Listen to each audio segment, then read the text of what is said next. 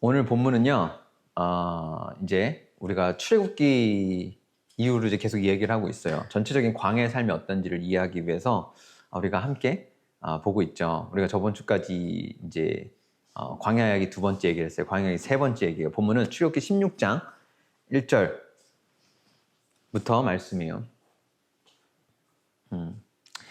자, 1절부터 4절까지 한번 읽어볼게요.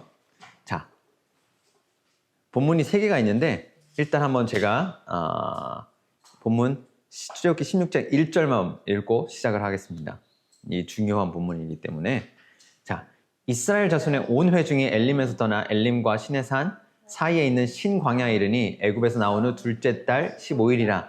이스라엘 자손은 온 회중이 그 광야에서 모세와 아론을 원망하여 이스라엘 자손이 그들에게 이르되 우리가 애굽 땅에서 고기 가마 곁에 앉아있던 때와 떡을 배불리 먹던 때에 여호와의 손에 죽었더라면 좋았을 것을 너희가 이 광야로 우리를 인도해내어 이 온 회중이 주려 죽게 하는도다. 그때에 여호와께서 모세에게 이르시되 보라 내가 너희를 위하여 하늘에서 양식을 비같이 내리리니 백성이 나가서 일용할 것을 날마다 이같이 하여 그들이 내 율법을 준행하나 아니하나 내가 시험하리라. 아멘. 오늘 말씀이에요. 자, 이 말씀을 우리가 오늘 본문을 좀 이해하고 오늘 설교를 잘 이해하기 위해서는 네 가지 질문을 던질 거예요. 그 네 가지 질문에 대한 대답을 제가 어떻게 보면 이 설교 가운데서 할 것 같아요. 그래서 이 네 가지 질문을 잘 기억하시고 계셨으면 좋겠어요. 첫 번째, 하나님은 왜 광야에서 우리가 배고프게 하시고 목말라 죽을 것 같게 하시는가? 다시 말하면 광야에서 그냥 공급하시면 되잖아요. 배고프기 전에 주시면 되고 목마르기 전에 주시면 되는 거예요. 근데 왜 목마르라 죽을 것 같게 하시는 순간까지 우리를 데려가시는가? 왜 배고파 죽을 것 같게 하시는 순간까지 데려가시는가? 그러니까 불평이 터져 나오고 왜 어려움이 터져 나오게까지 하시는가? 그리고 이 이스라엘 백성들이 불평하고 원망하였다고 하는데 그게 무슨 말인가?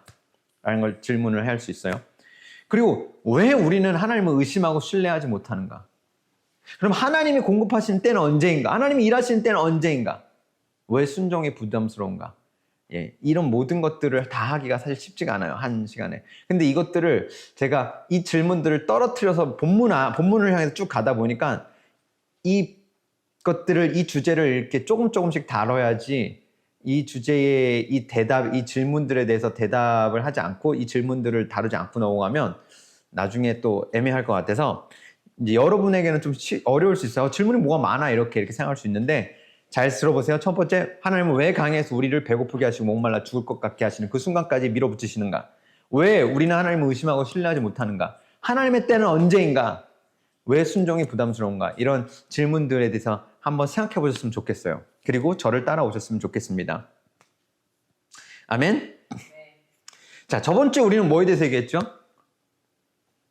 구원에 대해서 얘기했어요. 그래서 제목이 뭐예요? 나의 구원은 진짜인가? 라는 제목이었어요. 하나님은 이스라엘을 의도적으로, 이게 중요해요. 의도적으로 광야로 데리고 들어가세요. 이전에도 얘기했지만 광야는 뭐가 없어요? 물과 음식이 없고요. 길도 없고요. 시간 개념이 없는 곳이에요. 물과 음식이 없다는 것은 무슨 말이죠? 내 삶의 기본적 의식주의 필요를 내 힘으로 채울 수 없는 곳이라는 것입니다. 길이 없다는 것은 무슨 말입니까? 길이 없다는 건 무슨 말이에요? 내 삶의 방향을, 내 미래를 내 힘으로 어떻게든 만들어갈 수 없는 곳이라는 거예요. 광야가 아닌 곳에 살면 여러분 생각해보세요. 내 힘으로 뭔가 열심히 하면 돼요. 근데 그렇지 않다라는 거예요. 광야에는 시간이 존재하지 않는 것 같아요. 시간의 개념이 없다는 건 무슨 말이에요? 시간이 존재하지 않는 것 같아요. 시간이 없다는 말은 내 힘으로 더 효과적으로 더 빠르게 어떤 시즌의 시간을 조절할 수 없다는 말이에요. 그런 거 여러분 가보셨어요? 운전하실 때 꽉 막힌 고속도로에서는 여러분이 아무리 노력해도 더 빨리 갈 수 없어요. 더 일찍 여러분의 힘으로 내 힘으로 뭔가 더 일찍 이 체증을 벗어날 수가 없는 거예요. 결론적으로는 아무것도 의식주도 그렇고 내 삶의 방향도 그렇고 그리고 지금 이 순간을 벗어나는 나의 노력도 그렇고 내 노력과 힘으로는 아무것도 할 수 없는 곳이라는 얘기예요. 하나님은 이스라엘을 그런 광야로 데려가셔서 이스라엘의 힘을 빼세요. 바닥을 드러내세요. 자신들이 섬겼던 주인을 버리고 새로운 주인을 섬기게 하시고 자신들이 살았던 방식을 버리고 새로운 방식으로 살아가게 하시기 원하시는 거예요. 이전의 정체성을 버리고 새로운 정체성을 가지게 하세요. 구약에서 가장 많이 나온 단어 중에 하나가 바로 구원이라는 단어라고 했어요. 그래서 저번 주에 구원관에 대해서 얘기했어요. 이스라엘 백성들이 가진 잘못된 자기 중심적 구원관을 깨뜨리시고 하나님 중심적 구원관을 세워 가신다고 저번 주에 얘기했어요. 구원은 뭐예요? 그래서 관계예요. 아멘. 함께 사는 임마누엘의 관계예요. 그것을 하나님은 이스라엘 백성과 함께 하고 싶은 거예요. 어떤 관계예요? 하나님이 주인된 관계. 그것은 머리로만 동의한 계약서도 아니고 하나님에 대해서 아는 그런 관계도 아니고 나 오바마 대통령에 대해서 알아. 나 트럼프 대통령에 대해서 내가 지금 대통령 이름이 뭐죠? 갑자기 생각나. 바이든 대통령에 대해서 아는 게 아니고 한 번의 어떤 만남도 아니에요. 한 번의 사건이 아니에요. 죽은 종교가 아닌 살아있는 지금도 진행되는 ongoing 관계입니다. 그것은 매일마다 함께 먹고 마시는 거예요. 듣는 거예요. 하나님이 내 입술의 말과 행동의 이유가 되게 하시는 거예요. 하나님과 이스라엘 백성의 관계를 설명할 때 가장 많이 쓰이는 단어가 바로 무슨 단어일까요? 순종이라는 단어예요. 이 순종이라는 단어를 빼면 하나님과 이스라엘 백성의 관계가 성립되지 않아요. 이 뜻으로 가장 많이 쓰인 히브리어 단어가 샤마라는 단어예요. 샤마. 그 들어보셨죠? 샤마 이스라엘 이렇게 들어보셨죠? 그래서 이 단어는 여러분 아시는 것처럼 이런 거예요. 듣다라는 단어. 들으라 이스라엘 할 때 그 샤마라는 단어예요. 근데 그게 순종하다라는 단어에 순종하다는 뜻으로 사용이 돼요. 즉 무슨 말인가요? 첫 번째, 들어야 순종할 수 있다라는 거예요. 내 귀를 열고 하나님이 말씀하시는 걸 들어야 해요. 그런데 하나님 말씀하신 걸 듣지 않으면 우리는 아무것도 안 듣는 게 아니에요. 하나님의 음성을 듣든지 하나님의 말씀을 듣든지 누구의 말을 들어요? 세상과 원수의 말을 듣는 거예요. 우리가 하나님의 말씀을 듣지 않을 때 원수는 절대 가만히 있지 않아요. 가만히가 아니고 보자기가 아니에요. 하나님의 말씀이 없는 자들을 홀로 두지 않으세요. 거짓말을 듣고 거짓말이 쌓이는 거예요. 하나님의 말씀을 듣지 않으면 그 순간에 그냥 공백이 있는 게 아니에요. 그 순간에 거짓말이 쌓이는 거예요. 거짓말이 들려지는 거예요. 둘째, 멀리서는 들을 수 없습니다. 들으려면 가까이 가야 합니다. 이 관계는 가까이 있는 관계예요. 거리를 줄여야 하는 거예요. 여러분이 어떤 사람과 관계했을 때 그 사람과의 관계는 언제나 거리로 정의가 돼요. 가까운 거리, 10m 거리, 5m 가까이, 5m의 거리, 1m의 거리, 아주 하나된 거리. 그 거리로서 관계는 정의될 수 있어요. 그런데 많은 사람들이 순종이라는 단어를 잘못 이해해요. 절대 순종은 저 멀리 어디엔가 계시고 절대 알 수도 없는 미스테리한 하나님이 내가 싫어하는 것을 요구하고 마치 나를 죽이기 원하는 거라고 생각하는 경우가 있어요. 근데 그렇지 않아요. 내가 가장 싫어하고 두려워하는 것을 말씀하신 하나님이라고 생각해요. 왜요? 멀리 있어서 그런 거예요. 멀리 있고 가까이 가지 않기 때문에 하나님을 모르는 거예요. 그런데 사실 그것들이 하나님 음성을 듣지 못하게 하는 가장 큰 이유 중에 하나예요. 무시원 조용히 해주세요. 하나님은 관계가 없는데 순종하라고 강요하지 않으세요. 하나님은 거리를 줄이기 원하세요. 순종은 거리가 가까운 것을 의미해요. 친밀감을 의미해요. 셋째, 그래서 순종은 신뢰의 관계에 기반해 있어요. 이 신뢰를 우리는 보통 뭐라고 해요? 믿음이라고 부릅니다. 진짜 믿음은 말과 행동의 열매를 맺게 해요. 즉 말과 행동, 삶의 모든 부분에 드러나는 거예요. 가짜 믿음은 말과 행동의 열매에 그 믿음의 DNA가 없어요. 짝퉁이에요. 교회 안에서는 그리스도인처럼 보이지만 교회 밖에서의 삶에서는 그리스도가 절대 드러나지 않아요. 내가 그리스도를 드러내려는 노력하지도 않고 스트러글도 하지 않고 어려움도 없어요. 갈등도 없어요. 하나님을 내가 드러내야 되는데 하나님 오늘도 내 삶 가운데 오늘 직장 가운데 예수가 드러나게 해주세요. 이런 갈등을 가지지 않아요. 고민도 하지 않아요. 갈등한다는 건 진짜 그리스도인이에요. 그리고 그것을 추구해 나가는 건 진짜 그리스도인이에요. 그렇게 살지 못해도 그것을 향해 추구해 나가는 것, 그것이 바로 그리스도인이에요. 교회 밖에서는 주류와 구분되고 싶어 하지 않아요. 그냥 그 땅의 거민처럼 살고 싶어요. 정리하면 하나님과 그의 백성 이스라엘 관계는 무슨 관계예요? 다시 말하면 순종의 관계예요. 순종의 관계하는 건 모르는 분이 갑자기 그냥 폭군이 나타나서 그냥 순종해! 이게 아니라 관계를 맺기시 원하신다는 거예요. 친밀감, 거리를 좁히기 원하신다는 거예요. 내가 말하는 걸 듣기 원하시는 거예요. 하나님이 말씀하시는 걸 듣고 내가 말하는 것을 하나님이 듣기 원하시는 거예요. 신뢰라는 믿음의 DNA가 있어야 순종이 가능합니다. 재미있게도 오늘 본문은 이스라엘 백성의 순종이 아닌 뭐에 대한 얘기예요? 불순종에 관한 얘기예요. 거리가 가깝지 않아요. 순종이 친밀감, 즉 가까운 거리에 있어야 하며 들어야 하며 신뢰라는 믿음의 DNA가 있어야 나타나는 현상이라면 불순종은 가까이 가기를 싫어하며 듣고 싶지 않으며 신뢰라는 믿음의 DNA가 없음으로 나타나는 현상이에요. 이 현상을 살펴보고 왜 이런 일이 일어나는지 한번 보겠습니다. 홍해를 건넜어요. 얼마 전까지 하나님을 찬양했던 이스라엘 백성입니다. 모세의 찬양 소리가 들렸어요. 미리암의 찬양 소리가 들렸어요. 여인들의 찬양 소리가 들렸어요. 그게 출애굽기 15장 1절부터 21절까지예요. 가득해요, 찬양 소리로. 그런데 22절, 바로 그 찬양 소리가 끝나자마자 이렇게 얘기합니다. 이스라엘 백성이 3일 동안 광야를 지나가는데 물을 찾을 수가 없대요. 너무 목에 말라요. 근데 드디어 물을 찾았어요. 할렐루야. 자신들의 힘으로 뭔가 물을 찾았어요. 막 갔는데 그래도 뭔가 하나님이 일하시지 않았는데도 그렇게 물을 찾았어요. 근데 어때요? 그 물이 어때요? 너무 써요. 마실 수가 없어요. 이제 막 하나님이 어때요? 이스라엘 백성들 바다구를 모르시는 것 같아요. 백성들이 폭발해요. 속에 있는 얘기가 나와요. 참았던 것들이 나와요. 깊은 속에 있는 것들이 나와요. 24절 이렇게 얘기합니다.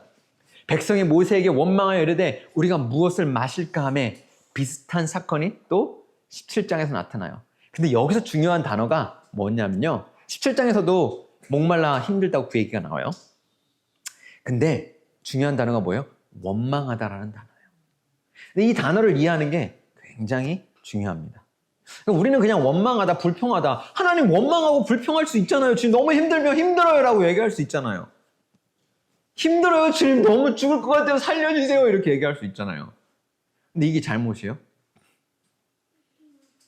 근데 우리가 본문을 잘 살펴보면 이 원망한다는 단어를, 이 번역된 단어를 잘 살펴보면 사실은 우리가 하나님이 이것에서 굉장히 심각하게 생각하신 이유가 있어요. 잘 들어보세요. 이것은 히브리어로 룬이라는 단어예요. 이것으로부터 뿌리가 나온 거예요. 많은 영어 성경들은 이것을 murmur against라고 해요. 번역을 해요. 비슷하게 한글 성경들도 불평하다, 원망하다, 막 수근수근거리면서 막 불평하는 거예요. 그렇게 번역을 해요. 하지만 사실 이 단어는 이 뉘앙스보다 훨씬 강한 단어예요. 저자가 이 단어를 사용한 대표적인 사건들이 뭐냐면요. 첫 번째, 우리가 들었던 것처럼, 얘기했던 것처럼 이스라엘에게 물과 빵이 없었을 때예요. 그리고 가나안 정탐을 하고 돌아온 12 정탐꾼 중에 10명의 정탐꾼들이 보고를 해요. 그때 이 단어가 나와요. 그리고 레위 자손 고라와 르우벤 족속 다단, 아비람, 온이 자신들의 지파에 대한 그들의 대우에 대한 불만을 가지고 모세와 아론을 대적하여 나왔을 때 사용되는 단어예요. 대표적으로. 그래서 이 단어는 99%가 어디에 쓰이냐면 이 광야 생활에서 나온 단어예요. 다른 곳은 거의 나오죠. 시편에 한번 나오는데 광야 생활에서 99%가 쓰여요. 사용돼요. 이해가 되시나요? 광야 아니면 나오지 않는. 그러니까 제가 아까 다시만 이게 계속 얘기했지만 중요한 건 이것은 우리의 바닥에서 나오는 근본적인 뭔가 우리가 지어놓을 수도 있고 뭔가 다른 것이 지어놨을 수도 있는 뭔가 근본적으로서 나오는 열매라는 거예요.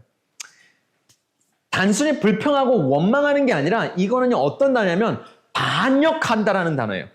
역모를 일으킨다는 수준의 단어예요. 지금 말로 하면 정권을 뒤집으려는 쿠데타 또는 정권을 교체하려는 시위와 비슷하다고 생각하시면 돼요. 그리고 이 단어는 한 사람이 아닌 공모한 세력이 있을 때 사용이 되는 거예요. 즉 삽시간에 누룩처럼 퍼져나가는 거예요. 하나님에 대한 불신과 거역의 마음의 공동체 안에 퍼져나가는 그런 단어예요. 그러니까 하나님 앞에서 이 사람들이 원망했다가 아니라 모세에게 원망할 때가 아니라 모세의 멱살 잡고 야 지금 이게 뭐 하는 것이냐 이렇게 얘기하는 거예요. 모세가 위협을 느끼는 거예요. 반역과 역모를 일으키는 것처럼 이것은 하나님에 대한 신뢰와 하나님의 그것을 하나님이 일하시는 것을 믿지 않고 그것을 믿지 않음으로 나오는 과격한 행동이었던 것이에요. 르비딤의 장막을 쳤을 때 하나하나 제가 좀 잠깐씩 살펴보겠습니다. 르비딤의 장막을 쳤을 때도 이스라엘 백성이 마실 물이 없었어요. 17장에서. 백성이 모세와 다투어 이르되라고 말하는데 여기서 다투다라는 단어는 법정 용어처럼 자주 쓰여요. 쉽게 얘기하면 모세를 고소하는 거예요. 마치 상해당한 사람처럼 돈 떼먹고 달아난 사람을 대하듯이 모세의 멱살을 잡고 얘기하는 것 같은 거예요. 그래서 말해요. 우리에게 물을 주어 마시게 하라. 모세가 그들에게 이르되 뭐라고 한 줄 아세요? 너희가 어찌하여 나에게 이르냐? 니네가 나한테 그래도 이렇게 함부로 하면 안 되지 않냐? 내가 너희를 위해서 이렇게 하지 않았지 않냐? 그러면서 얘기해요. 너희가 어찌하여 여호와를 시험하느냐? 거기서 백성이 목이 말라 물을 찾으매 얘기합니다. 그들이 모세에게 이르되 대하여 원망하여 이르되 반역하여 이르되 당신이 어찌하여 우리를 애굽에서 인도해내서 애굽에서 나오게 해서 우리와 우리 자녀와 우리 가축이 목말라 죽지 하느냐? 이 사람들 죽었어요, 안 죽었어요? 죽었어요, 안 죽었어요? 목말라서? 안 죽었잖아요. 근데 지금 이미 죽은 거예요, 이 사람들은. 지금 자기들은 죽은 거예요. 본성이 나오는 겁니다. 출애굽기 16장 3절에서는 먹을 빵이 없어요. 그들은 이렇게 얘기합니다. 우리가 애굽 땅에서 고기 가마 곁에 앉아있던 때와 떡을 배불리 먹던 때에 여호와의 손에 죽었더라면 죽었었으면 좋았을 것을. 좀 사실 이게 이 정도인가 이렇게 막 막말이 나오나 이렇게 생각할 수 있잖아요. 근데 여러분 이거를 생각을 해야 돼요. 여러분이 배고파 죽을 것 같은 상황 가운데 한번 가보셔야 되는 거예요. 우리는 당연히 지금 바닥이라는 상황 가운데 없다라면 내가 지금 하나님이 진짜 가장 밑바닥이 드러나는 가장 최악의 상황으로 이끌지 않는다라면 이런 말이 안 나올 수 있다고 생각할 수 있겠죠. 근데 여러분 우리도 이렇게 바닥으로 우리의 하나님이 우리의 바닥을 드러내실 때 드러나는 모습이 뭔지 아세요? 바로 이 모습이라는 거예요. 여호와의 손에 죽었더라면 좋아할 것을 너희가 이 광야로 우리를 인도해내어 이 온 회중이 줄여 죽게 하는도다. 이 최고의 피크, 이 반역의 최고의 피크는 민수기 13장 마지막 부분과 14장에 나타나요. 무슨 얘기인지 아십니까? 가나안 정탐 이야기예요. 다 아시죠? 10명의 정탐꾼들이 이렇게 얘기를 해요. 12명 중에. 그와 함께 올라갔던 사람들이 이렇게 얘기를 해요. 우리는 능히 올라가서 그 백성을 치지 못한다! 선포를 해요. 그들은 우리보다 강하다! 선포를 해요. 원수의 거짓말을 선포하는 거예요. 이스라엘 자손 앞에서 그 정탐한 땅을 악평하여 이르되, 근데 이 악평이라는 게 뭐냐면 악으로 거기서 evil report라고 해요. 우리가 두루 다니며 정탐한 땅은 그 거주민을 삼키는 땅이요. 하나님이 말씀하신 건 정반대되는 얘기예요. 거기서 본 모든 백성은 신장이 장대한 자들이며 거기서 네피림 후손인 아낙 자손의 거인들을 보았나니 우리는 스스로 보기에도 뭐 같아요? 메뚜기 같으니 그들이 보기에도 그와 같았을 것이니라. 그러자 공동체가 쑥대밭이 돼요. 이스라엘 공동체가 완전히 쑥대밭이 돼요. 온 회중이 소리를 높여 부르짖어요. 그리고 밤새도록 통곡을 합니다. 백성들이. 밤새도록. 1시간도 아니고 밤새도록 통곡을 합니다. 이스라엘 자손이 다 모세와 아론을 원망하여 온 회중이 그들에게 이르되 우리가 애굽 땅에서 죽었거나 이 광야에서 죽었으면 좋았을 것을 무슨 말만 하면 애굽 땅에서 죽었으면 좋았을 거래요. 패턴이 있어요. 애굽 땅에서 죽었으면 좋았을 것을, 이 광야에서 죽었으면 좋았을 것을, 어찌하여 여호와가 우리를 그 땅으로 인도하여 칼에 쓰러지게 하려 하는가? 우리 처자가 사로잡히리니 애굽으로 돌아가는 것이 낫지 아니하랴. 이에 서로 말하되, 이게 되게 중요한 부분이에요. 4절에서 이렇게 해요. 우리가 한 리더를 세우고 애굽으로 돌아가자 라고 그래요. 심지어 뭐렇게 얘기해요? 자기들이 리더를 세우고 돌아가자고 얘기해요. 모세는 누가 세웠어요? 하나님이 세우셨습니다. 그런데 새 리더는 누가 뽑자고 해요? 우리가 뽑자고 하는 거예요. 쿠데타를 일으키는 것입니다. 마지막으로 이 원망이라는 제가 우리 한국 성경에는 번역된 원망이 반역이라는 단어, 이것이 쓰인 단어가 어디냐면 레위 자손인 고라와 그의 집이 루벤 지파의 다단, 아비람, 온과 함께 모세와 아론에 대항해서 들고 일어난 사건이에요. 250명을 데리고 일어난 거예요. 고라는 자신의 고앗 지파의 리더가 자기가 고앗 지파의 리더가 되지 않은 것, 그리고 자신의 집안이 대제사장, 자기 집안이 대제사장으로서 대제사장이 되지 못하니, 그러니까 아론이 대제사장이 된 것에 불만을 품고요. 아론에게 너만 잘났냐라며 그 권위에 도전해요. 다단과 아비람, 온도, 르우벤 지파가 유다 지파에 밀린 것에 대해서 분을 품고 갓 사람들과 함께 폭동을 일으켜요. 이때 그 룬이라는 이 반역이라는 히브리어 단어가 사용이 돼요. 지금까지 상황을 보았을 때 우리는 알 수 있어요. 뭘 알아요? 하나님이 단순히 너무 힘들어요 라고 우는 징징대는 하나님 힘들어요 라고 하는 이스라엘 백성들에 대해서 분노하고 이렇게 하시는 게 아니에요. 이것은 하나님에 대한 불신에서 시작된 하나님의 주권에 대한 반론과 반역이에요. 이것의 뿌리가 어디에 있는 줄 아십니까? 원수에게 있는 거예요. 하나님의 거룩하심과 선하심과 그 능력에 대한 불신이에요. 이 원수가 되게 중요해요. 이 불신의 이유가 있다는 것은 굉장히 중요한 사실이에요. 저는 그래서 이 불신이, 이스라엘의 불신이 죄였고 이들이 책임을 면해야 된다고 얘기하는 게 아니에요. 하지만 이 불신에는 뿌리가 있고 그 뿌리에는 무엇이 있느냐? 그 스스로부터 만들어낸 생각이 아니라 누군가 그 거짓말을 집어넣었다라는 것이에요.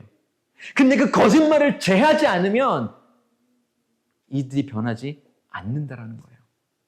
모세는 이것을 설명하기 위해서 창세기 3장을 씁니다. 그리고 이스라엘 백성에게 들려줍니다. 창세기 3장에 무엇입니까? 바로 원수가 있다라는 사실이에요. 하나님과 우리의 친밀감을 시기하고 방해하는 원수가 있다라는 것입니다. 베드로전서 5장 8절은 원수가 우리와 멀리 떨어져서 우리를 내버려 두고 아유 상관없어. 니네가 알아서 니네가 뭐 교회를 가든지 안 가든지 나는 상관이 없어. 그리고 너희가 뭐 하나님을 따르든지 안 하든지 하나님을 사랑하든지 안 사랑하든지 상관없어 라고 말하지 않아요. 대신에 이렇게 얘기합니다. 근신하고 깨어있어라. 너희 대적 마귀가 우는 사자같이 두루다니며 삼킬 자를 찾는다고 말합니다.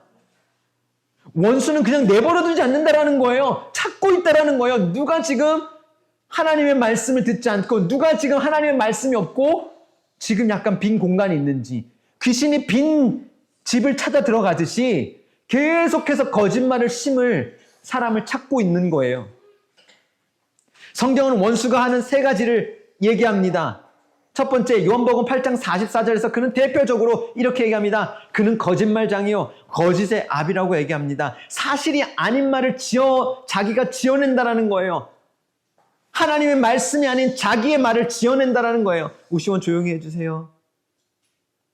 창세기 3장에서도 원수는 아담과 하와에게 거짓말을 해요. 너희가 결코 죽지 않으리라. 이것을 먹어도, 선악과를 먹어도 결코 죽지 않으리라 얘기를 합니다. 너희가 이것을 먹는 날에는 눈이 열려서 너희가 선악을 아는 하나님처럼 될 것이라고. 그것을 하나님이 아시기 때문에 너희에게 먹지 말라고 하는 거야. 하나님의 의도를 바꾸시는 거예요. 하나님의 선하신 의도를 나쁜 의도로 바꿔버리는 거예요. 하나님을 이상한 분으로, 선하신 분에서 나쁜 분으로 바꿔버리는 거예요. 하나님을 의심하게 해요. 하나님의 의도를 의심하게 해요. 하나님이 나를 사랑하지, 하나님이 그럴 수 있어. 하나님 혹시 하나님 이런 분이 아닐까라고 의심하게 되는 거예요. 광야에 있을 때 그렇죠. 의심하는 거예요. 하나님이 우리를 죽일 거야. 원수가 그 말을 얘기할 때 바로 믿는 거예요. 그것을 퍼뜨리는 거예요. 두 번째, 창세기 3장에서 보듯이 원수는 유혹하는 자예요. 아담과 하와가 선악과를 먹도록 유혹해요. 눈에 보이는 것에 집착하는 거예요. 이스라엘 백성들이 눈에 보이는 광야에 집착하게 만들어요. 지금 상황, 지금 현상, 배가 고프고 목이 말라요. 당연히 힘들죠. 근데 그 상황에 집착하게 만들어요. 그러면서 유혹하는 거예요. 얘기하는 거예요. 거짓말하는 거예요. 뭐예요? 너희 그러다 죽어. 진짜 죽어. 셋째, 정죄하는 자예요. 계시록 12장 10절에서 원수가 밤낮으로 우리 형제들을 고소한다고 얘기해요. 욥에게도 그랬죠. 그래서 우리가 어떻게 해요? 이 아담과 하가 불순종하고 나서 선악과를 따먹은 후에 어떤 일이 발생했어요?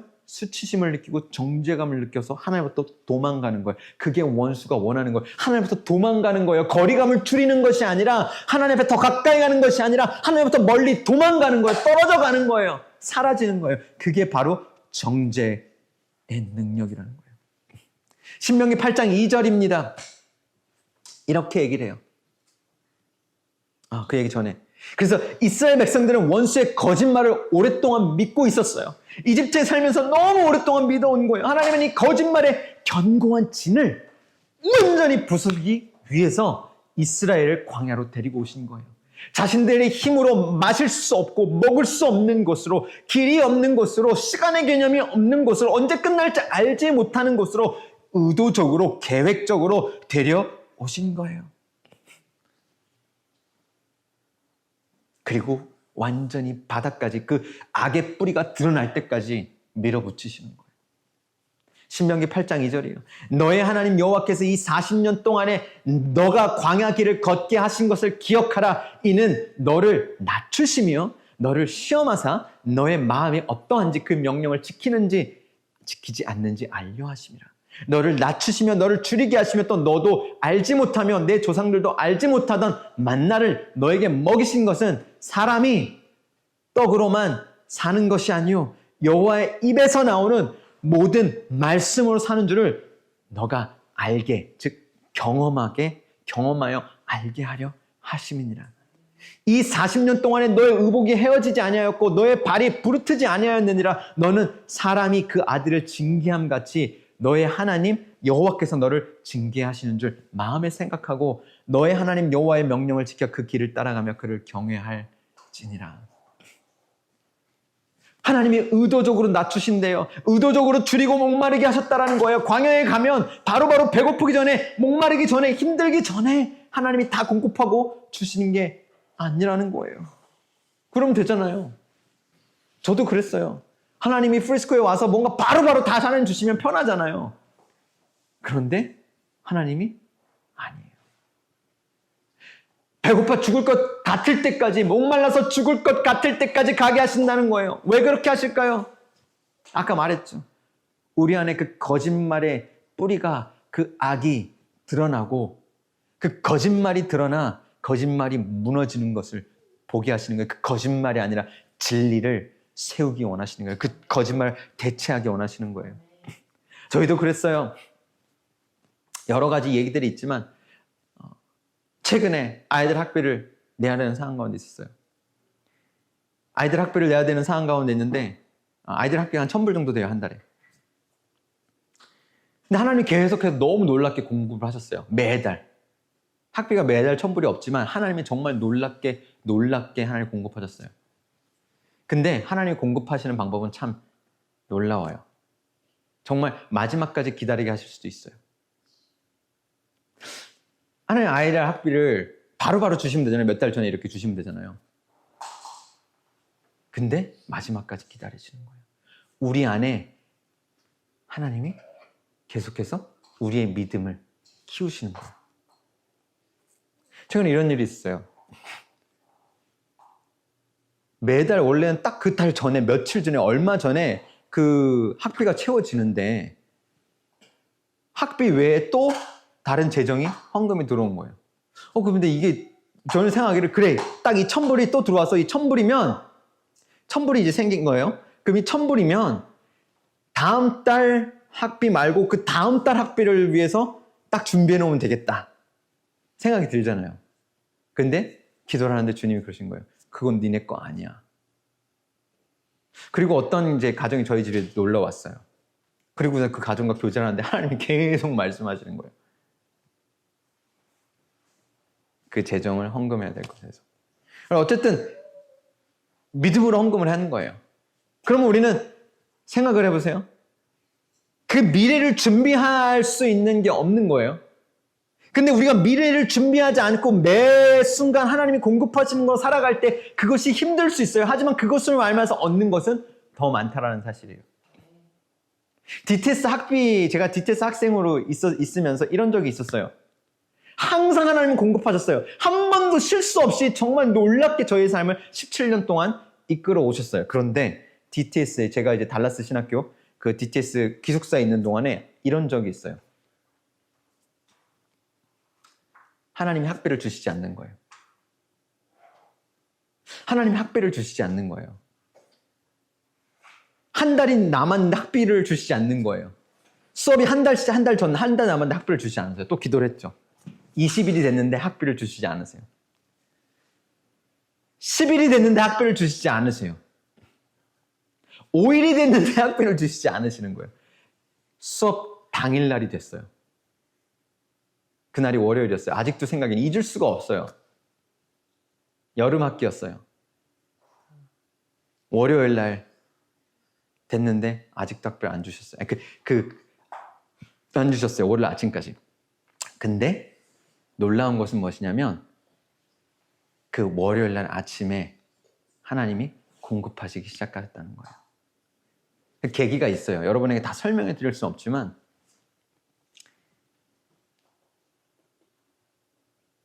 얘기도 돼요? 오케이.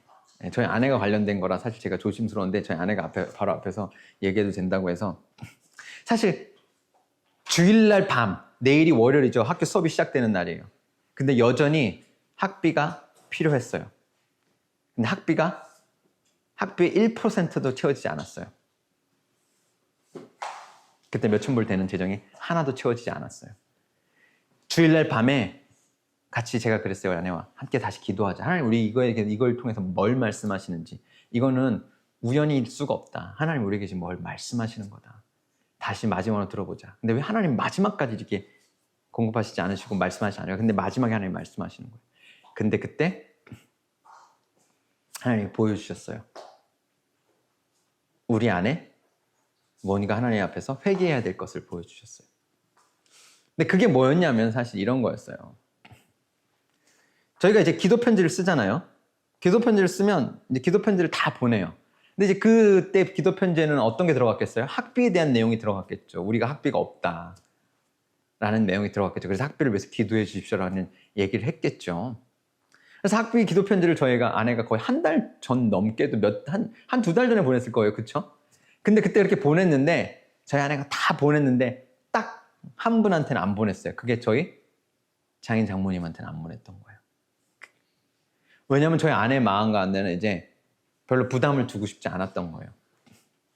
근데 저는 그것을 다 잊어먹고 있었어요. 근데 그 마지막 날, 내일이 이제 수업이 시작되는 날이에요. 근데 그 주일날 밤에 우리가 하나님 우리에게 뭘 말씀하십니까? 하고 하나님 앞에서 머무르면서 주님 말씀하신 걸 듣는 시간을 가졌어요. 근데 제게 하나님이 그러시는 거예요. 그걸 보여주시는 거예요. 저희 아내가 다 보냈는데 저희 장인 장모님한테 보내지 않은 거, 기도 편지를. 그걸 보여주시는 거예요. 근데 제가 그랬죠. 하나님 저 얘기 못한다고. 하나님 그건 저희 부모님도 아니고 그리고 아내와 저희 부모님과의 관계인데 제가 어떻게 이걸 함부로 얘기할 수 있을까요? 전 너무 조심스러워서 아내한테 이 얘기를 못할 것 같아요. 하나님이 직접 하세요. 그래서 저는 끝까지 얘기 안 하고 있었어요. 그랬는데 기도하는데 계속 하나님이 그러시는 거예요. 네가 가장이 아니냐. 네가 이 집의 가장이 아니냐. 얘기해야 한다. 라고 하시는 거예요. 그래서 정말 조심스럽게 나 잘 모르겠는데 하나님 그런 마음을 주는 것 같아. 그리고 얘기를 했어요. 아내가 눈이 뻘개지면서 울기 시작해요. 사실 아내는 그거를 이제 그때 얘기했죠. 느끼고 있었지만 계속해서 직면하고 싶지 않았던 거예요. 그러니까 그 얘기는 뭐냐면 하나님이 우리를 책망하시는 거예요. 너희를 축복하면 너희에게 헌금하고 너희의 삶에 너희의 사역 가운데 투자하고 너희의 삶에 하나님을 따라가는 삶에 헌금하는 사람들, 그 헌금하는 사람들이 하나님의 축복을 받을 것을 너희가 믿고 있지 않냐? 너희가 너희의 재정을 누군가한테 헌금하면 그 헌금을 통해서 하나님이 너희를 축복할 것을 너희는 알고 있지 않냐? 헌금을 받는 사람보다 헌금을 하는 사람이 더 놀라운 하나님의 축복과 은혜를 받을 것 너희는 믿는다라고 얘기했고 그것을 믿고 가르치고 살아왔지 않느냐. 그런데 왜 다른 사람한테 그렇게 믿고 가르치면서 왜 너희 가족에 대해서는 그걸 믿지 않냐라고 책망하신 거였어요. 저희 아내 입장에서는 그것을 그렇게도 보일 수 있지만 걱정시키고 싶지 않았고 자존심도 있을 수도 있고 뭐 여러 가지 이유일 수도 있지만 어머님으로부터 도움을 받고 싶지 않았던 이유가 있었던 거예요.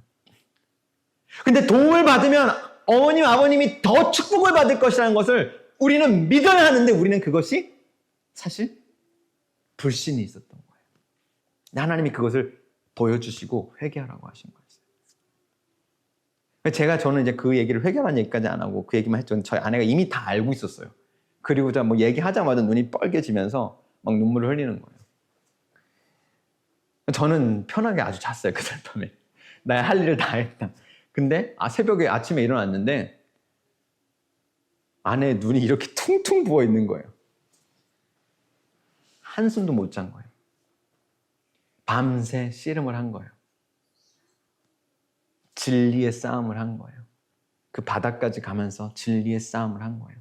그 거짓말을 무너뜨리고 진리로 그 거짓말을 바꿔버린 거예요. 그리고 새벽 4시쯤에 드디어 마치 아브라함이 이삭을 데리고 산을 오를 때 갈등을 했던 그 마음처럼 그 갈등의 끝 새벽 4시쯤에 드디어 아내가 이제 저희 장모님한테 쭉 얘기를 쓰기 시작해요. 이런 일이 있었다. 그래서 이런 일이 있었고 그 얘기를 써서 지금의 어떤 이 결론을 얘기를 해요. 그래서 우리 안에 이런 300만 원인가요? 그때 재정이 필요했고 기도해달라. 근데 이거는 우리가 순종의 고백으로서 순종함으로써 고백하고 나누는 거다. 이렇게 얘기했어요. 그래서 장모님 당연히 그렇게 얘기했죠. 야 어떻게든 300만 원 우리가 보내줄게. 그때 아내가 잠깐 좀 기다려달라고 기도해달라고. 저는 이제 그 얘기를 들은 거예요. 그러니까 제 마음이 너무 미안한 거예요. 왜냐면 아내는 한숨도 못 자고 밤새 눈이 퉁퉁 부어서. 그게 2017년이었나요? 뭐 그쯤 됐을 16년인가 그쯤 됐을 거예요. DTS 달라스에 있을 때 눈 퉁퉁 받고 저는 너무 미안한 거예요. 저는 사실 그랬어요. 학교 안 가도 된다고, 수업 안 가도 된다고, 오늘 여기까지만 수업해도 되고 여기까지만 학교 안 가도 된다고, 상관없다고. 하나님 저는 다른 한국으로 돌아가도 되고 팔레스타인으로 가도 돼요. 공부 안 해도 돼요. 하나님 괜찮아요 라고 얘기했어요. 근데 그날 아침 그렇게 하고 제가 드디어 제 마음에 찔림이 돼서 사실은 뭔가 막 일어나야 되잖아요. 근데 뭔가 아무 소식이 없어요. 대신에 이제 저는 마음에 찔림이 있어서 그냥 수업에 들어갈 수는 없잖아요. 학비를 안 냈는데. 그래서 그 파이낸셜 오피스에 찾아갔어요. 찾아가서 사실 내가 돈을 못 냈다. 그래서 내가 돈을 못 냈는데 수업을 들어가는 것이 마음에 걸려서 찾아왔고 어떻게 해야 하는지 이런 상황에서 좀 빚 가운데 드러내서 얘기를 하고 싶었다. 이렇게 얘기를 했더니 그분이 그렇게 너무 고맙다고 정직하게 이렇게 와줘서 너무 고맙다고 그러면서 미안한데 우리가 하는 말이 그분이 캐런 홀더라는 분이었어요. 그 파이낸셜 책임자였어요. 근데 그분이 하는 말이 여름에는 우리가 장학금이 없다. 그렇게 얘기를 하는 거예요. 혹시 한국에 돌아갔다가 나중에 돈이 있으면 다시 오는 건 어떻겠냐고 그랬어요. 그래서 뭐 그래도 되고 근데 이게 나의 마지막 학기다. 그리고 그때가 어떤 때였냐면 이 마지막 학비가 채워지고 이 수업을 듣고 나서 이 박사 공부를 할지 말지를 결정해야 될 때였어요. 그래서 이것이 끝나고 3만 불이 더 필요했던 때예요. 그러니까 한 달 안에 30일 안에 학교에 제가 3만 불 이상 3만 8천 불인가요? 그 3만 8천 불을 증명해야 했던 시간인 거예요. 근데 그것의 첫 관문이 뭐였냐면 바로 이 마지막 수업료를 내는 거예요. 그래서 그분한테 얘기했어요. 이게 사실 나에게 마지막 수업이다. 그리고 이 마지막 수업을 하고 내가 박사 공부를 할지 말지를 결정해야 되는 수업이다. 그랬어요. 그랬더니 그러냐고. 그러면서 알았다고 이렇게 얘기하고 저는 이제 나오려고 하는데 일어나는데 그분이 하는 말이 뭐냐면 이러는 거예요. 알았어, 잠깐만 기다려봐. 그러면서 척척척척 컴퓨터를 쓰더니 내가 할 수 있는 거 1,000불까지 마련해 줄 수 있어. 1,000불이 채워지는 거예요. 그 자리에서. 근데 그 자리에서 아내한테 또 전화가 온 거예요. 전화가 와서 하는 말이 누군가 저희가 다니던 교회에 아는 분이 헌금을 하셨대요. 학비 남은 그 재정이 다 채워진 거예요. 그리고 나서 그 국제학생 사무실에 갔더니 누군가 널 위해서 헌금했어라고 하는 거예요. 근데 저는 알지 못하는 사람이 헌금을 한 거예요. 헌금을 했는데 헌금을 했는데 제 이름으로 누가 헌금을 했는데 6,000불을 헌금했다라고 하는 거예요. 그 이메일로 왔대요. 그리고 국제학생 사무실로 왔다는 거예요. 그리고 제 관물함을 열어보니까 제가 또 이 히브리어를 가리키는 그 장학금을 또 받게 된 거예요. 저는 못 받는 줄 알았죠. 근데 그 마지막에 그게 들어온 거예요. 그게 또 6,000불이었던 거예요. 그러니까 마지막 때에 하나님이 이렇게 공급하시는 거예요. 근데 그것을 통해서 하나님이 말씀하시는 거예요. 그리고 이 사건을 통해서 하나님이 그러시는 거예요. 박사 공부 필요한 모든 재정 채워줄 테니까 해. 그리고 그때에 20일 동안에 어떤 일이 발생한지 아십니까? 또 하나님이 그 3만 불을 증명할 수 있는 상을 열어주셔서 박사 공부를 하게 되는 거였어요. 이런 얘기가 너무나 많습니다. 전도여행 때도 마찬가지예요. 마지막까지 아무것도 없는 상황이었어요. 한 번은 우리 전도여행 가운데 학생들을 데리고 전도여행에 대한 상황이었어요. 그런데 20명의 학생들이 그 전도여행 재정을 모으기 위해서 2천만 원의 재정을 모으기 위해서 당시 2천만 원의 재정을 모으기 위해서 2천만 원이 넘을 거예요 아마. 근데 처음 2천만 원의 재정을 모으기 위해서 막 기도하고 서로 이렇게 얘기했던 때가 있어요. 그런데 그것들이 다 채워지지 않는 거예요. 그러면서 이제 한 달이 안 남았어요. 20일이 안 남았어요. 10일이 안 남았어요. 마지막까지 가는 거예요. 일주일이 남았어요. 그리고 그날 토요일 마감일까지 왔어요. 그날까지 채워지지 않으면 못 가는 거예요. 그렇게 되는 거예요. 그래서 전도행 팀원들끼리 같이 모여서 마감일까지 왔는데 그 마감일에 우리가 채워진 재정이 얼마인지 아십니까? 2천만 원이 다 채워진 거였어요. 그리고 또 다른 그 현재 필요한 재정이 또 그 이후에 또 다 하나님이 공급하신 걸 경험해요. 근데 그 와중에 또 어떤 일이 있었는지 아세요? 어떤 모임을 하는데 이제 일주일뿐이 안 남았는데 우리가 가진 게 700만 원 정도가 모였어요. 근데 하나님이 그러시는 거예요. 우리 리더들이 다 기도를 하는데 다 동일한 마음, 이런 마음을 주시는 거예요. 700만 원을 헌금해라. 너희 옆에 있는 다른 전도행 팀에게 700만 원 헌금하라는 거예요. 정확하게 제가 700만 원, 600만 원 정확하게 생각이 안 나요. 결국에는 그 700만, 600만 원을 다 나눠주고 저희 통장은 0으로 만들었어요. 저희도 전도행을 가야 돼요. 일주일이면 2천만 원이 필요한 거예요. 근데 그걸 다 나눠줬어요. 근데 더 놀라운 사실이 뭔지 아십니까? 그렇게 다 나눠줬는데 그날 오후에 우리가 그 모임을 떠날 때 우리에게는 얼마가 있었는지 아십니까? 700만 원이 있었다는 거예요. 왜요? 우리가 그렇게 헌금한 것처럼 다른 팀에서도 그렇게 우리에게 헌금한 거예요. 그러니까 우리의 재정이 다른 팀으로 가고 다른 팀의 재정이 우리에게 온 거예요. 근데 그게 어떤 방식으로요? 우리가 우리의 바닥을 비우고 하나님 우리의 바닥 가운데 아무것도 없는 것 가운데 하나님이 왕 되시기 원합니다라고 고백하며 하나님께 순종했을 때 하나님이 공급하시는 거예요. 그리고 일주일이 지나서 마감이 됐을 때 2천만 원이 채워진 거예요. 그래서 20명의 학생들이 데리고 팔레스타인에 전도행을 가게 되는 일이 있었어요. 그거 외에도 수많은 전도행들이 있었어요. 하나님이 우리의 바닥을 드러내시는 거예요. 그 바닥 가장 밑바닥에 있는 원수가 우리 삶에 쌓아놓은 거짓말을 드러낼 수 있어요. 그리고 그것을 제거하시고 그곳에 진리를 심어놓기 원하시는 거예요. 그래서 우리가 더 이상 아무것도 할 수 없는 것, 아무것도 할 수 있는 것이 아무것도 없다고 할 때 하나님의 선하심과 능력을 경험하게 하심으로 그것이 우리의 DNA가 되게 하시고 DNA에 심겨지기 원하신다는 것입니다. 저는 저희 가정에 하나님이 행하신 것들을 잊을 수가 없어요. 왜요? 생각해 보세요. 편안하고 풍족할 때 경험한 것들이 아니에요. 여러분이 기억하시는 하나님의 역사는 어떤 일입니까? 하나님이 여러분 상관에 일하신 것들은 어떤 것이에요? 여러분이 편안하고 풍족할 때 그런 것들은 기억이 잘 안 나요. 죽을 것 같을 때 마지막 순간까지 가서 경험했을 때, 그래서 내 거짓말이 사라지고 진리가 내 가운데 심겨졌을 때 그 느낌과 그 감정이 살아있는 거예요. 힘들 때마다 기억하게 되는 거예요. 아무것도 보지 않을 때마다 그때를 기억하는 것입니다. 하나님이 이렇게 우리를 바닥으로 이끄시는 이유, 하나님이 마지막까지 우리를 인도하시는 이유, 두 번째 이유는 하나님이 온전한 나의 주인이 되셔서 영광 받으시고 내가 하나님의 것임을 확인시켜 주시는 거예요. 너는 내 거야. 내가 너를 쥐고 있어라고 하시는 거예요. 하나님이 아니면 다른 어떤 것으로도 설명할 수 없는 것입니다. 우연이겠지 할 수 없는 거예요. 하나님의 백성의 삶에는 우연이 없음을, 너희의 삶에는 우연이 없음을 보여주시는 거예요. 우연히 돈이 없을 수가 없는 거예요. 우연히 아플 수가 있는 게 아닙니다. 너희가 내 백성인데 너희가 지금 아프다라면, 너희가 내 백성인데 지금 재정적 어려움을 겪고 있다라면, 광야를 겪고 있다라면 하나님은 말씀하시는 거예요. 우연이 아니야. 내가 너에게 이 시간을 통해서 하나님의 구원관을 심고 하나님이 왕이시고 주인이시고 하나님의 그 진리의 믿음의 DNA를 심을 거야 라고 하시는 것입니다.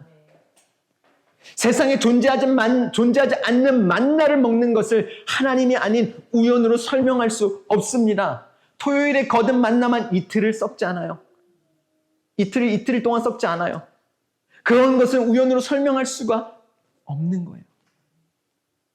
신명기 8장 2절에서 제가 읽었던 것처럼 뭐라고 얘기해요? 사람이 떡으로만 사는 것이 아니라고 합니다. 하나님의 입에서 나오는 모든 말씀으로 사는 줄 너희가 경험하여 알게 하셨다고 하시기 원하신다고 하는 거예요. 그리고 너희가 하나님의 말씀을 지키는지 시험하셨대요. 하나님의 시험의 동기와 이유는 하나예요. 시험은 뭐예요? 테스트예요, 테스트. 원수처럼 죽이려고 하는 그 동기가 아니에요. 사랑이에요. 아브라함의 이야기를 통해서 알듯이 하나님이 우리의 중심을 모르셔서가 그래서 테스트하시는 것이 아니에요. 우리를 훈련시키시는 거예요. 이 단어는 히브리어로 나사라는 단어입니다. 근데 이것은 연습하다, 실습하다라는 의미를 가지고 있어요. 하나님은 우리가 어느 기준을 통과할 때까지 계속해서 가르치신다라는 거예요. 어떻게 해요? 아버지가 아들을 훈육하듯이 하신다라는 거예요. 그럼 우리는 어떻게 해야 합니까? 어떻게 이 시간을, 이 광야를 통과할 수 있습니까? 이후에 신명기에서 자주 반복되는 말이 바로 기억하라 라는 단어입니다. 진리가 거짓말에 잠식당하지 않도록 머리에 써붙여놓고 집문에도 팔에도 써놓아서 수시로 보고 기억하라는 거예요. 진리가 거짓말에 잠식당하는 것이 아니라 거짓말이 사라지고 거짓말이 진리로 바뀌는 거예요. 그것이 하나님 우리를 이끄시는 구원이시고 새롭게 하시는 것입니다. 관계 안에서 하나님 말씀하실 때 그 진리가 우리 안에 깊숙이 뿌리 박혀 있는 우리도 모르는 그 거짓말들이 드러나고 그 거짓말들이 사라지고 진리가 세워지는 것입니다. 주님이 그럽니다. 예수님 말씀하신 뭐래요? 이게 요한복음 15장이에요. 너희가 내 안에 거하고 내 말이 너희 안에 거하면 무엇이든지 원하는 대로 구하라. 그리하면 이루리라. 아멘. 분명히 광야에서는 하나님의 진노와 거룩하심으로 반역한 사람들은 다 죽임을 당했어요. 약속을 보지 못하고 죽었어요. 그때와 지금 이 다른 것이 있다면 뭐예요? 우리 죄를 위해 죽으시고 우리 부활하신 그 예수 그리스도가 우리 안에서 성령을 통해 함께 계시다라는 거예요. 그 예수님도 광야에서 같은 시험을 받으셨어요. 40일 금식을 했어요. 성령에 끌려 마귀에게 시험을 받으세요. 이스라엘이 겪은 같은 시험을 받으세요. 너무 배가 고파요. 예수님이 너무 배가 고파요. 40일 금식해보세요. 배가 고프겠어요? 안 고프겠어요? 바닥까지 가는 거예요. 원수는 배고프지. 하나님의 아들이라며 이 돌들로 떡을 만들어. 네 인생은 네가 책임져야지. 하나님이 책임 안 지셔. 하나님 책임질 것 같지? 안 지셔. 하나님 너에게 관심 없어. 너 그러다 죽어. 진짜 죽는다. 진짜 죽는다. 이스라엘 백성들은 그 말을 덥석 믿고 죽지도 않았는데 자기는 죽은 것처럼 죽는다고 난리를 치는 거예요. 하나님이 그러세요. 받지 아들아. 아까 뭐라고 그랬어요? 신명기 8장에서 뭐라고 그랬어요? 이 40년 동안에 너의 의복이 헤어지지 아니한 거 봤지? 너의 발이 부르트지 않은 거 봤지? 여러분 혹시 광야에 계십니까? 저는 광야에 있어요. 프리스코에 처음 왔을 때 하나님께서 6개월을 보여주셨어요. 그 6개월 동안은 더 깊은 우물을 파라고 하시는 거예요.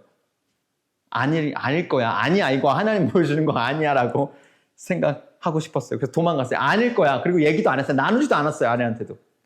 처음은. 나중에 나눴죠. 하나님 휴스턴에서 6개월 동안 우물 팠잖아요. 근데 여기서 또 파요? 기도하기가 너무 힘들어요. 제 바닥이 드러나요. 기도할 때마다 제 바닥이 드러나요. 보고 싶지 않아요. 이스라엘처럼 보고 싶지 않은 바닥을 하나님이 드러내세요. 그 안에 제 마음속에 저도 몰랐던 그 거짓말들이 드러나는 거예요. 그리고 거짓말들이 제거되는 것을 보기 시작합니다. 하나님의 말씀으로 바뀌는 것을 보기 시작합니다. 지금은 이 시간이 없었으면 어떻게 했을까 싶어요.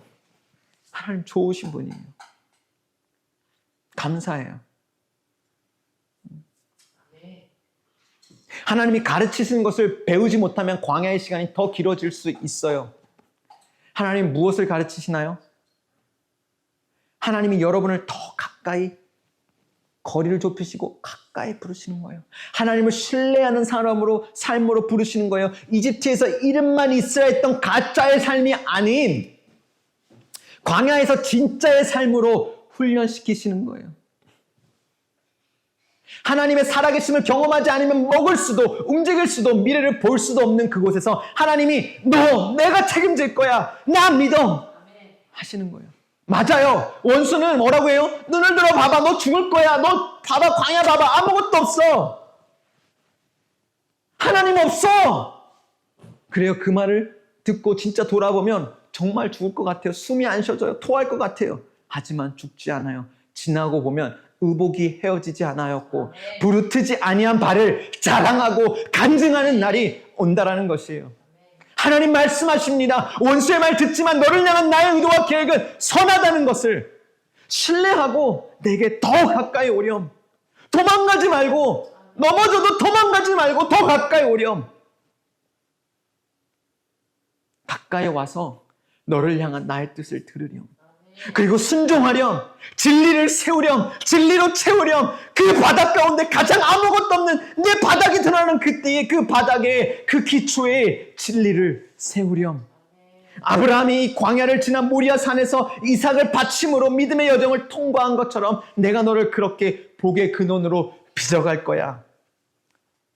우리가 해야 할 일은 매일 진리를 듣고 기억함으로 예수님께 더 가까이 나아가야 하는 것입니다. 거리를 두지 마시기 바랍니다. 도망가지 마시기 바랍니다. 넘어져도 힘들어도 내 바닥이 드러나 보고 싶지 않아도 내 마음이 비참하여도 도망가지 마시기 바랍니다. 더 가까이 가시기 바랍니다. 예수를 의지하며 나아가시기 바랍니다. 그 피를 의지하며 더 가까이 나가기 원하십니다.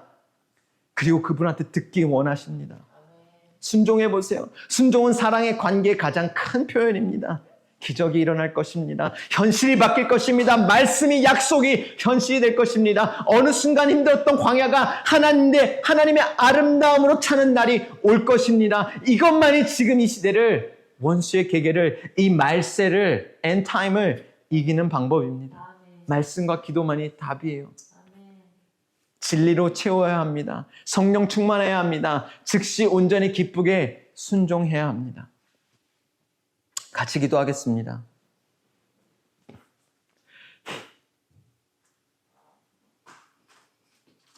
하나님은 우리를 긍휼히 여기시는 분이십니다. 하나님 우리의 기도를 들으시는 분이십니다. 하나님은 우리의 삶에 우연을 두시는 분이 아닙니다.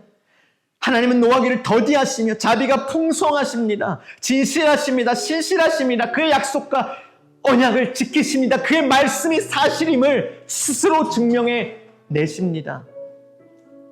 하나님은 공의로우시고 정의로우시고 죄에 대해서 심판하시는 분이십니다.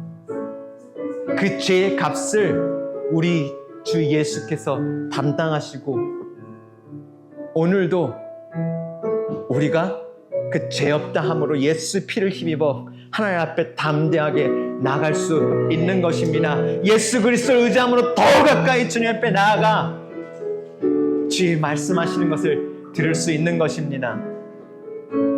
이 시간 좀 기도했으면 좋겠습니다. 혹시 우리 가운데에 그 예수 그리스도를 아직 영접하지 않은 분이 있다라면, 이 영상을 보시는 분들 중에 아직 예수 그리스도를 모르시는 분들이 있다라면 좀 기도했으면 좋겠어요. 바로 예수 그리스도를 통해서 우리의 연약함이, 우리의 죄가 하나님께 갈 수 없었던 그것들이 무너지고 우리가 하나님 앞에 담대히 갈 수 있게 되는 것입니다. 생명과 붙을 수 있게 되는 것입니다. 혹시 그런 분 계십니까? 예수님을 영접하시고 계신 분, 영접하시고 싶은 분이 계십니까? 그러면 저와 함께 기도했으면 좋겠습니다. 이렇게 기도했으면 좋겠습니다. 예수님, 내가 죄인입니다. 내 힘으로 아무것도 할 수 없습니다. 내 삶이 바닥입니다. 예수님이 필요합니다. 예수님을 나의 주인으로 영접하고 받아들입니다. 예수님이 나를 위해 십자가에, 나의 죄를 위해 십자가에 죽으시고 부활하셔서 내가 예수 그리스도의 보혈을 힘입어 하나님 앞에 담대히 나아갈 수 있는 믿음을 얻었습니다. 담대히 나아갈 수 있습니다. 성령 하나님 이 시간 오셔서 내가 하나님의 자녀임을 증거하여 주시고 내게 말씀해 주세요. 내 삶이 우연이 없는 하나님이 이끄시는 삶으로 인도해 주세요. 거짓말을 자여 주시고 진리의 성을 세워 주시고 진리로 제 삶을 인도해 주시고 이끌어 주세요. 예수님 이름으로 기도합니다. 아멘. 또 한 번 기도하고 싶습니다. 여러분, 광야 가운데서 정말 마지막 순간까지 가는 것처럼 느껴지고 계십니까? 이제는 더 이상 내가 기도할 힘도 남지 않았다고 할 만큼 내 안에 거짓말들이 드러나 내 안에 바닥이 드러나고 있으십니까? 원망이 일어나고 불평이 일어나고 하나님이 일하시지 않을 것 같고 하나님이 마치 나를 버리신 것 같고 하나님이 마치 나를 잊으신 것 같고 하나님이 마치 힘이 없는 것 같고 이 성경의 모든 이야기가 진짜가 아니라 그냥 옛날 얘기 같고 그래서 더 이상 하나님을 의지하고 싶지 않으십니까? 그렇다면 하나님이 여러분을 초청하십니다. 아들아 딸아 내가 너를 잊지 않았다라고 말씀하십니다. 지금 이때에 그 거짓말이 드러난 그때에 그 거짓말들을 무너뜨리고 진리로 채우자라고 하나님 말씀하십니다. 하나님은 신실하십니다라고 고백하십시다. 하나님은 그 거짓말을 우리 안에 있는 거짓말을 무너뜨리시고 진리로 채우십시다. 하나님 신실하십니다. 하나님 좋으십니다. 하나님 듣고 계십니다. 하나님 우연이 없습니다. 하나님의 회복이 옵니다. 하나님 내 발이 부러뜨지 않을 것입니다. 내 이복이 헤어지지 않을 것입니다. 하나님 회복이 있을 것입니다. 치유가 있을 것입니다. 구원이 있을 것입니다. 그 하나님의 선하심과 하나님이 누구이신 것과 하나님이 어떤 분이신을 도리어 그 거짓말을 대항하여 대적하여 선포하셔서 우리의 삶의 진리가 우리를 채우는 것을 경험하는 시간이 되었으면 좋겠습니다. 같이 기도하겠습니다. 하나님 감사합니다. 하나님 우리를 광야로 부르셔서 우리를 훈련시키시며 하나님 우리를 진리로 채우시며 하나님 우리 바닥 가운데 하나님의 바닥의 기초 가운데 하나님이 왕이신 것과 하나님이 살아가신 것을 경험하는 이 길로 부르셔서 감사합니다. 하나님 우리가 기적을 경험하게 하시고 하나님의 나라가 오는 것을 경험하게 하시며 하나님 말씀이 현실된 걸 경험하게 하여 주시옵소서. 오늘도 우리가 함께 기도하는 이때에 하나님 우리가 하나님 기도하는 이때에 하나님 말씀하셔 주셔서 하나님 그 말씀이 우리 안에 심겨지게 하여 주시고 하나님 말씀이 육신이 된 것처럼 하나님 주의 말씀이 살아있어 내 눈에 눈이 보이는 어떤 현실보다 더 큰 현실이 되어주시는 하나님을 찬양하고 싶습니다. 하나님 내 눈에 보이는 어떤 것보다 내 귀에 들려지는 어떤 소리보다 내 마음에 느껴지는 어떤 감정보다 원수가 말하는 어떤 소리보다 더 크신 하나님이십니다. 하나님을 찬양합니다.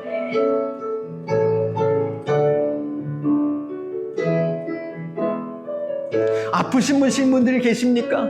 오랫동안 그것을 위해 기도하신 분들이 계십니까? 같이 기도했으면 좋겠어요. 구원을 위해 기도하시는 분들이 계십니까? 기도하셨으면 좋겠어요. 우리가 이 시간 좀 같이 그것을 위해서 기도했으면 좋겠어요. 혹시 여러분 삶 가운데 구원을 위해서 가족의 구원을 위해서 기도하신 분들이 있다면 이 시간 좀 기도했으면 좋겠고 그리고 치유가 필요하신 분들이 있다면 기도했으면 좋겠어요. 아픈 곳에 손을 얹고 기도했으면 좋겠어요.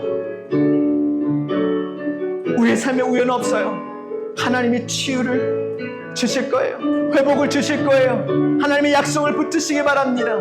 정말 바울의 부르심을 받지 않았다면 하나님 바울에게 말씀하세요. 바울에게도 내 은혜가 내게 족하다. 그 은혜가 아니라면 여러분 계속해서 기도하셔야 돼요. 거짓말을 믿지 않고 하나님 치유하신 분이심을 믿고 계속해서 기도해야 합니다.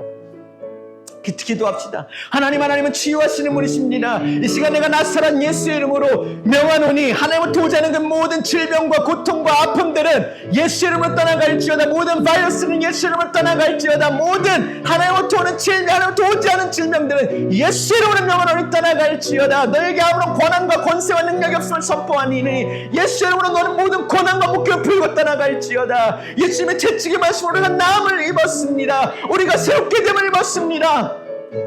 예수의 이름으로 치유되지 않은 질병이 없습니다. 이 시간 예수의 이름을 명하노니 예수님의 이름으로 치유될 수 없다라고 말하는 모든 거짓말들은 너에게 예수의 이름을 명하노니 따라갈지어다. 하나님, 구원이 오늘 이 순간에 하나님, 우리가 기도할 때 구원이 일어나게 하여 주시옵소서. 우리의 기도가 쌓이고 우리의 기도가 하나님 마침내 성취되는 걸 보게 하여 주시옵소서. 하나님 감사합니다. 하나님 감사합니다. 하나님 감사합니다. 하나님 살아계셔서 감사합니다. 하나님의 계획과 의도가 선하셔서 감사합니다. 하나님, 우리에게 가장 좋은 것을 주시는 하나님, 우리를 광야로 이끄셔서 하나님 이렇게 주님을 경험하게 하심을 감사합니다. 하나님, 너무 배고플 때에, 너무 목마를 때에 그 마지막 순간까지 우리를 이끄시고 훈련시키신 하나님, 우리 가운데 진리의 장막이 세워지게 하여 주시고 진리의 견고한 성이 우리의 삶을 이끌게 하여 주시옵소서. 더 이상 하나님, 세상의 거짓말에 휘둘리고 넘어졌다가 일어났다가 하는 것이 아니라 견고한 진리의 반석이 우리 마음 가운데 세워지게 하여 주시옵소서. 하나님, 오늘도 하나님 우리를 부르시고 우리를 세우시고 우리를 이끄신 하나님을 찬양합니다. 우리를 버리지 아니하시며 우리를 포기하지 아니하시고 우리를 이끄신 하나님을 찬양합니다. 하나님, 사람이 떡으로만 살 것이 아니로 하나님의 입으로부터 나오는 하나님의 말씀으로 살 것이라. 하나님, 이 교회가 이 프리스코 안에, 이 지역 안에 하나님, 이 교회가 하나님이 떡으로 세워지고 돈으로 세워지고 돈으로 하나님 성장하는 교회가 아니라 하나님의 말씀으로 살아 움직이는 하나님의 그 말씀으로 하나님의 살아계심이 드러나는 교회가 되게 하시고 하나님이 주도하시고 하나님이 이끄시는 교회가 되게 하시며 순종이 이 교회에 충만한 교회가 되게 하여 주시옵소서. 하나님, 오늘도 영광과 찬양과 존귀와 높임을 받아 주시옵소서. 예배를 받아 주시옵소서. 우리가 주님을 찬양합니다. 이제는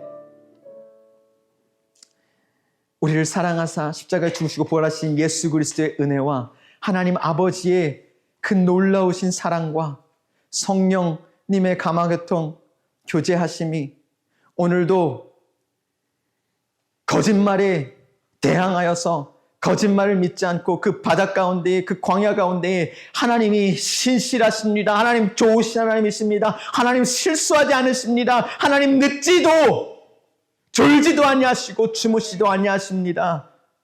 하나님 우연이 없습니다.